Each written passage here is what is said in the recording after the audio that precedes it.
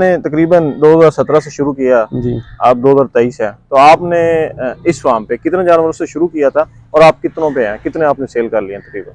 देखिए हमारे पास हमने तो कोई 150-200 जानवर खरीदा होगा, जी जी कम से कम भी। जी जी हो सकता है ज़्यादा ही खरीदे हों, वक्त के साथ 6 साल हो गए हैं तकरीबन हमें। जी जी। तो खरीदे भी सैकड़ों हैं और बेचे भी सैकड़ों हैं, हम्म। मतलब उससे 2-3 गुना ज़्यादा बेचे होंगे। तो एक बकरी आपके पास फॉर एग्जाम्पल 100 बकरी है, तो सालाना आप 100 बकरी से कितने बच्चे ले लेते हैं? एवरेज जो है ना वो 2 बच्चों की आती है, पौने 2 बच्चों की। जी जी।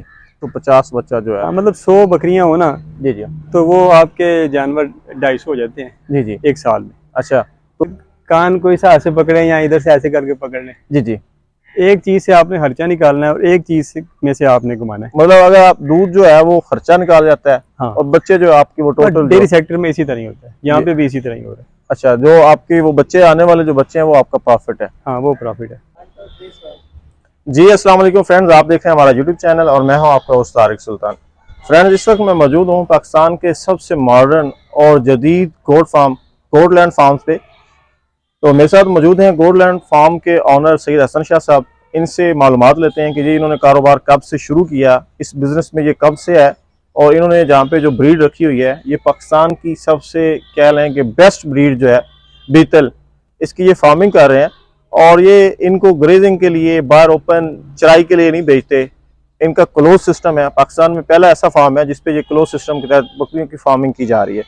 तो आइए चलते हैं सैयद हसन शाह साहब पर। अस्सलाम वालेकुम सर। वालेकुम सलाम। कैसे हैं जी? जी अल्हम्दुलिल्लाह, आप ठीक थोड़ी हैं? सी तो सर, जैसे कि मैंने दोस्तों को बता दिया है कि आप गोडलैंड फार्म्स के ऑनर हैं, तो यहाँ पे तकरीबन कितने जानवर हैं, यहाँ पे बकरियां कितनी हैं टोटल हमारे पास हर वक्त 200 से 300 के बीच में जानवर रहते हैं, जानवर? मतलब कम ज्यादा होते रहते हैं क्योंकि हम बेचते भी रहते हैं बीच में से। अच्छा अच्छा, मतलब आपका जो ओपन सिस्टम है, मार्केटिंग जो है वो साथ साथ चलती रहती है? बिल्कुल इसी तरह। अच्छा अच्छा। तो सर काइंडली बताइएगा कि आपको ये गोट फार्मिंग जो है ये आपने कब से शुरू की और कैसे आपको आइडिया आया कि मैं डेयरी फार्मिंग की तरफ, बड़ी भैंसें या काऊ की फार्मिंग की तरफ नहीं जाता, इस तरफ आता हूँ?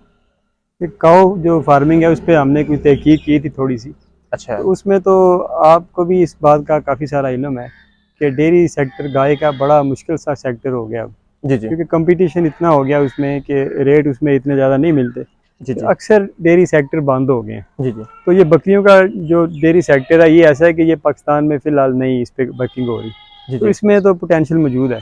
जी जी। मतलब अगर इसमें काम किया जाए तो कम से कम आप मैदान खाली पड़ा हुआ, आप ये कह रहे हैं, आप इस पर कुछ कर सकते हैं करना चाहें तो। और काऊ फार्मिंग में ये चीज़ नहीं है?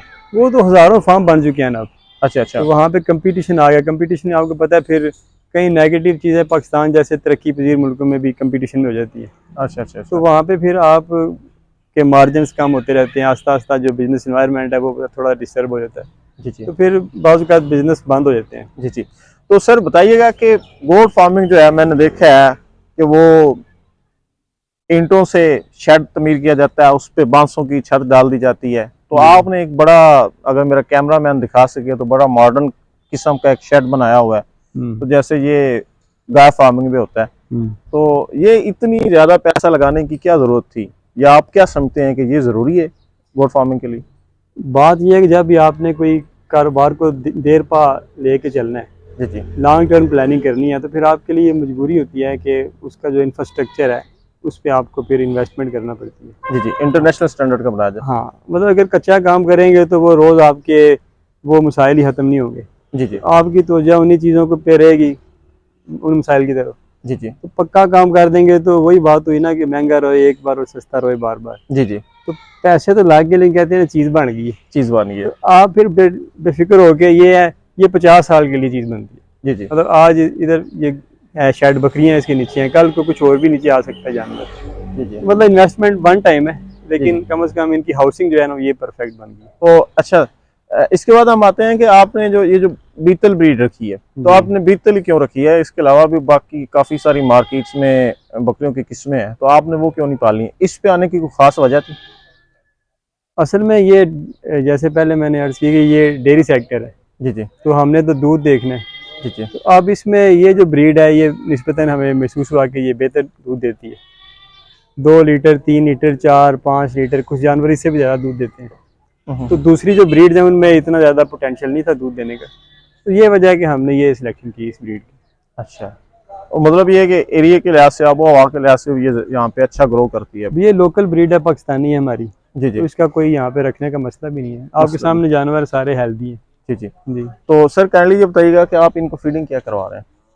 फीडिंग हम एक तो इन्हें खुश्क लूसन डालते हैं, जी जी दूसरा वंडा बना लेते हैं। वंडा किसी भी 3-4 अजनास को मिक्स करें वो बन जाता है।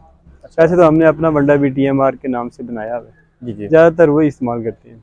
तकरीबन एक दिन का आपका एक बकरी का, जैसे ये मैच्योर प्रेग्नेंट फर्स्ट टाइमर बकरियों का शेड है हमारे पास, तो कितना खर्चा आ जाता है? कम अज़ कम भी एक जानवर की फीड पे 300-400 रुपये रोज का जाता है। 300-400 रुपये रोज का खर्चा आ रहा है। बिल्कुल जी सर, बताइएगा कि एक बंदा जो है वो goat farming as a business शुरू करना चाहे तो आपकी क्या नसीहत होगी, आप क्या एडवाइस करेंगे कि वो गोट फार्मिंग को एज ए बिजनेस किस तरह शुरू करेगा?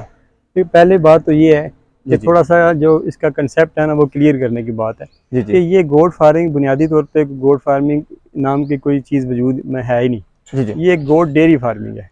अच्छा, बुनियादी गोट डेयरी तौर पे फार्मिंग ये है, चीज़ जिसे है। कौ डेयरी फार्मिंग है। Cow dairy farming. अब ये बकरियां हैं, जी जी अब ये 100 हैं जितनी भी हैं, अब हमने इनके इस रात को दूध निकाल लेते हैं। जी जी वो 100 किलो 200 किलो 250 किलो जितना होता है जी जी वो हम पैक करके बेच दें या प्रोसेस कर लें, कोई से प्रोडक्ट बना लें, जी तो जी ये इसमें आमदन इस तरह होती है। जी जी जी आगे जो इनके बच्चे आते हैं वो आगे हम सेल करके, देखिए डेयरी सेक्टर कोई भी है ना, उसमें दो चीज़ें होती हैं जी जी आपकी आमदन, एक दूध से और एक आगे ब्रीड सेल करके। जी जी। ब्रीड बच्चों की शक्ल में आती है, जी जी तो वो दोनों में से एक में से खर्चा निकल आता है, जी जी तो एक आपका प्रॉफिट हो जाता है। जी जी। ठीक ऐसे है, तो इसमें अगर हम दूध ही सेल नहीं करेंगे तो प्रॉफिट कहाँ से आएगा? प्रॉफिट बच्चों का सारा पैसा तो खर्चे में चला जाएगा, तो कमा नहीं पाएंगे। इसलिए बुनियादी तौर पे हम इसे बकरी फार्मिंग नहीं कहेंगे या इसको गोट गोट फार्मिंग, डेयरी हम फार्मिंग गोट डेयरी फार्मिंग कहेंगे। जब इसका कंसेप्ट सही हम अदा करने लग पड़ेंगे जी तो फिर उसी नज़रिए के तहत हम चलेंगे, फिर कामयाब हो पाएंगे। जी जी। तो एक बंदा जो ये गोट डेयरी फार्मिंग शुरू करना चाहे तो वो जी। कैसे शुरू करे, मतलब उसने कितने जानवर रखे, किस तरह का उसका सेटअप हो, तो आप क्या रिकमेंड क्या करते हैं? अच्छा, इसमें जो बुनियादी चीज़ है वो ये है कि ये बड़ा महंगा सेक्टर है, जी जी क्योंकि ये एलीट सेक्टर है। पाकिस्तान में जिस तरह बकरियां पाली जाती हैं, यहाँ पे यही तस्वर है कि ये सस्ती होती हैं, वो गरीब बंदा पालता है। जी जी। जबकि वो जो गरीब सस्ती पालता है ना, वो सारी ज़िंदगी फिर गरीब ही रहता है। ये एलीट सेक्टर है, इसका जो आउटपुट है, इसका गोश्त गरीब तो नहीं खाता। जी जी ठीक है, इसका दूध पाकिस्तान में गरीब पीता है, वो भी जिसने बकरी रखी हुई है, जी जी वैसे नहीं खरीद के पी सकता, वो बड़ा महंगा होता है। जी जी। तो मकसद है कि जब तक हम इसके एसेंस को नहीं समझेंगे उस वक्त तक कामयाब नहीं होंगे कि जिस काम के लिए बकरी बनी है उससे वही काम लिया जाए। जी जी वो दूध है, जी जी। तो दूध लेके अच्छी कीमत पे बेचेंगे तो फिर ये काम कामयाब है। ठीक हो गया, मतलब ये है कि जिस बंदे के पास थोड़ी इन्वेस्टमेंट है वो उसके वो लिए इस मुश्किल हो जाएगा, उसके लिए ये बकरी फार्मिंग जो है। क्योंकि वो दूध थोड़ा आएगा उसको तो मतलब कि थोड़ा दूध ज़्यादा होगा तो उसको अच्छे तरीके से प्रोसेस करेगा, अच्छा तो अच्छा। 2-4 वैरायटियाँ बना लेगा, जी जी तो फिर शेल्फों पे रखेगा, एक वो बिकी एक वो बिकी, काम चल गया। जी जी। तो दूध ही सारा 20 किलो हुआ तो उसको क्या करेगा? तो तकरीबन कितनी बकरियों से ये काम शुरू करना चाहिए? ये इसमें जो इंटरनेशनली मैंने देखा ना, मैं कल कनाडा का देख रहा था, जी जी कनाडा में तकरीबन 1.5 लाख के लगभग डेयरी गोट्स मौजूद है। जी जी और जो उधर नॉर्मल डेयरी हर्ड होते हैं ना, वो 500-550 बकरियों के होते हैं, जी जी इनमें 200-250 मिल्किंग गोट्स होती हैं। जी जी सबसे बड़ा हर्ड है वहाँ पे वो 1200 गोट्स का। जी जी मतलब इन्हें रखना आसान नहीं होता, जी जी। बड़ा महंगा ऑपरेशन है ये। मतलब ये है कि 50% आपके जानवर जो है वो मिल्किंग पे होने चाहिए ताकि वो दूसरों का खर्चा उठा हाँ, सके। कम अज़ कम, क्योंकि दूसरों का खर्चा भी तो उन्होंने उठाना होता है। जी जी तो इसलिए कम अज़ कम भी ये जो जो बाहर का सिनेरियो है, पाकिस्तान का तो नहीं, इधर तो है नहीं, जी जी तो 200-250 300 350 बकरियां आमतौर पे लैक्टेशन में होती हैं बाहर। जी जी। तो सर ये आपने तकरीबन 2017 से शुरू किया, जी। आप 2023 है, तो आपने इस फार्म पे कितने जानवरों से शुरू किया था और आप कितनों पे हैं, कितने आपने सेल कर लिए तकरीबन? देखिए हमारे पास हमने तो कोई 150-200 जानवर खरीदा होगा, जी जी कम अज़ कम भी, जी जी हो सकता है ज़्यादा ही खरीदे हों, वक्त के साथ 6 साल हो गए हैं तकरीबन हमें। जी जी। तो खरीदे भी सैकड़ों हैं और बेचे भी सैकड़ों हैं, मतलब उससे 2-3 गुना ज़्यादा बेचे होंगे। तो एक बकरी आपके पास फॉर एग्जाम्पल 100 बकरी है, तो सालाना आप 100 बकरी से कितने बच्चे ले लेते हैं? एवरेज जो है ना वो 2 बच्चों की आती है, पौने 2 बच्चों की। जी जी तो उसमें कोई भी बड़ा सेटअप होता है ना, उसमें मोर्टेलिटी बकरियों में ज़्यादा होती है, जी जी 20% 30% तक जी। मोर्टेलिटी होती है। तो आप ये कह लें कि 100 बकरियों में से आपको तकरीबन 200 बच्चे आए जी या जी पौने 200 बच्चे आए, उनमें बमुश्किल आपकी 150 सर्वाइव कर जाते हैं। 150 मतलब 140 150 बच्चा जो है। हाँ, मतलब 100 बकरियां हो ना जी जी तो वो आपके जानवर 250 हो जाते हैं जी जी। एक साल में। अच्छा, तो सर आप बता रहे हैं कि तकरीबन 100 बकरी से यहाँ पे 150 बच्चा आप लेते हैं सालाना, जी साल में एक दफे ही बच्चे लेते हैं इनसे। जी बिल्कुल। तो इन बच्चों में और दूध में आपका प्रॉफिट दूध पे होता है या बच्चों पे होता है? देखिए बात एक है, आप कान को इस हाथ से पकड़े या इधर से ऐसे करके पकड़ लें, जी जी।